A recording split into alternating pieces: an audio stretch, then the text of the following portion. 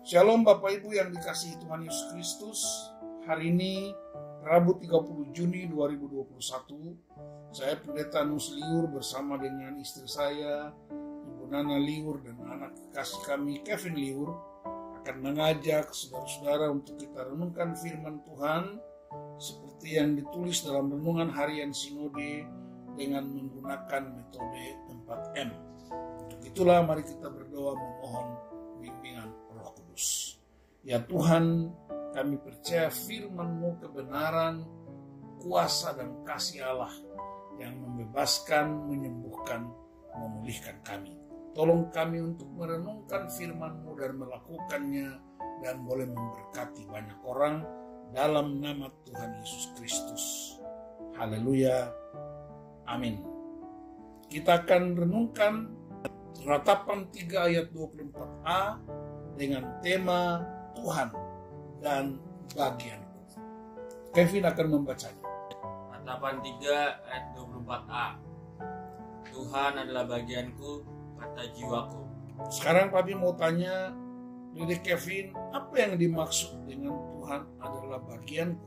Yang dimaksud dengan Tuhan adalah bagianku, Tuhan adalah milik kepunyaanku.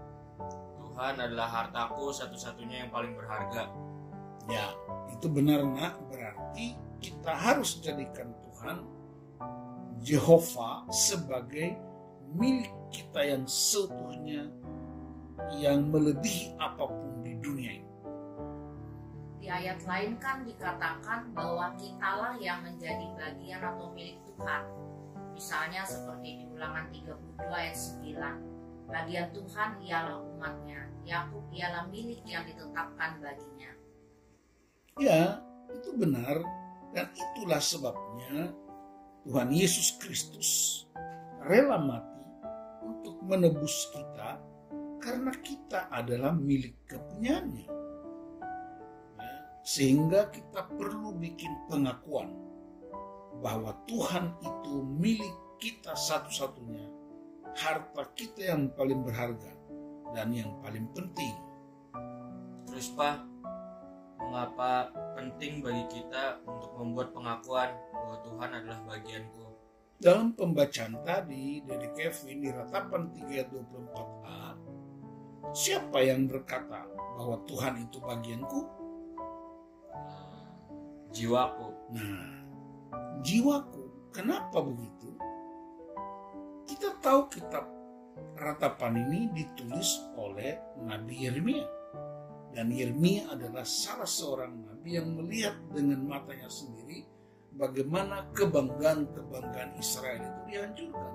Kota Yerusalem yang begitu indah, yang penuh dengan susu dan madu, itu dihancurkan. Bait Allah, tempat ibadah, tempat menyembah, seluruh perkakas yang begitu mulia, ya, tabut perjanjian Allah di sana, tempat di mana Allah berdiam, justru dihancurkan. Kenapa? Karena mereka melakukan dosa yang paling dibenci Tuhan ialah menyembah berhala. Dan itulah sebabnya Allah izinkan bangsa kafir untuk memusnahkan semua kebanggaan itu supaya mereka bisa kembali menyembah Allah yang hidup dan berdaulat.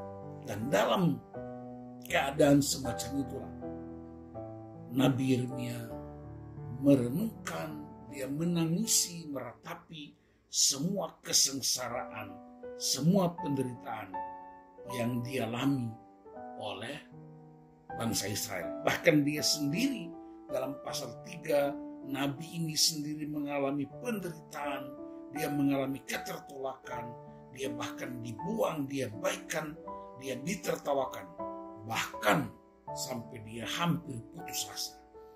Wah, luar biasa juga ya apa yang dialami oleh Nabi Yeremia. Pastinya semua penderitaan itu membuat jiwanya terluka. Ya, memang kata jiwa dalam bahasa Ibrani itu nephes, artinya manusia batin. Nah, di dalam batin itu sudah termasuk pikiran kita, perasaan kita, hasrat kita, keinginan kita. Dan seorang hamba Tuhan namanya Charles Stanley, dia berkata bahwa jiwa itu punya beberapa kebutuhan.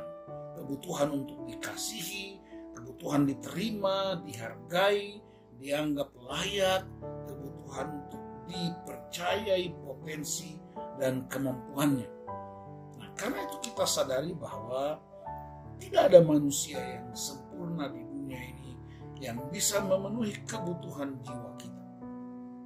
Sebab jika salah satu kebutuhan itu tidak terpenuhi, maka akan terjadi yang disebut jiwa yang luka. Jadi kebutuhan jiwa kita hanya bisa dipuaskan oleh Tuhan saja ya Pak? Betul, nah. Hanya Tuhan yang bisa memenuhi kebutuhan jiwa kita. Bagaimana caranya? Caranya kita tidak boleh habiskan waktu untuk merenungkan penderitaan kita, tidak habis waktu merenungkan kesengsaraan kita, seperti yang ditulis dalam Ratapan 3 ayat 19-20, sebab semakin kita merenungkan penderitaan kesengsaraan, jiwa kita semakin tertekan. Dan karena itu kita harus ganti perenungan kita seperti yang ditulis dalam ayat 21-23. Kita merenungkan kasih setia Tuhan yang tidak berkesudahan, kita merenungkan rahmat-Nya yang tak pernah habis-habisnya, yang selalu baru setiap pagi. Betapa besarnya kesetiaan Tuhan dalam hidup kita. Jadi kita harus siapkan waktu setiap hari untuk merenungkan firman Allah yang menjadi kekuatan yang hebat dalam hidup kita. Apapun yang terjadi di dunia ini, suatu saat semuanya akan lenyap. Semua kebanggaan-kebanggaan seperti Israel punya kebanggaan kota Yerusalem, kebanggaan bait Allah, itu semuanya bisa lenyap. Tetapi hanya kepada Tuhan saja, Tuhan yang kekal, tempat perlindungan yang tetap, Tuhan yang abadi, hanya Dia sajalah yang sanggup memenuhi kebutuhan hidup kita sehari-hari, baik kebutuhan jasmani, kebutuhan jiwa maupun kebutuhan roh kita.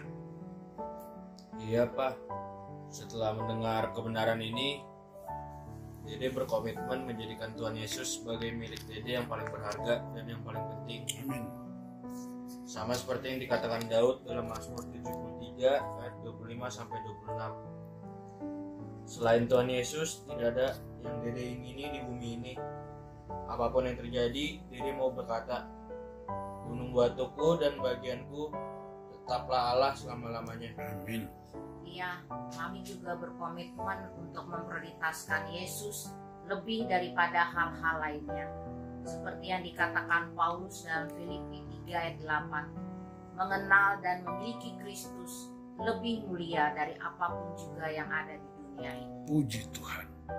Karena itu mari kita terus bagikan kebenaran kepada orang-orang yang membutuhkannya.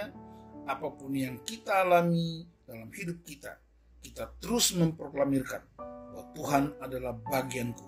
Yesus Kristus segala-galanya bagiku. Yesus Kristus cukup bagiku. Sebab memiliki Yesus Kristus berarti memiliki semuanya. Haleluya. Amin. Mari kita berdoa. Terima kasih Bapa untuk firman-Mu, meneguhkan, menguatkan kami, dan tolong kami untuk juga memberkati orang-orang di sekitar kami. Dalam nama Tuhan Yesus Kristus kami bersyukur. Haleluya. Amin.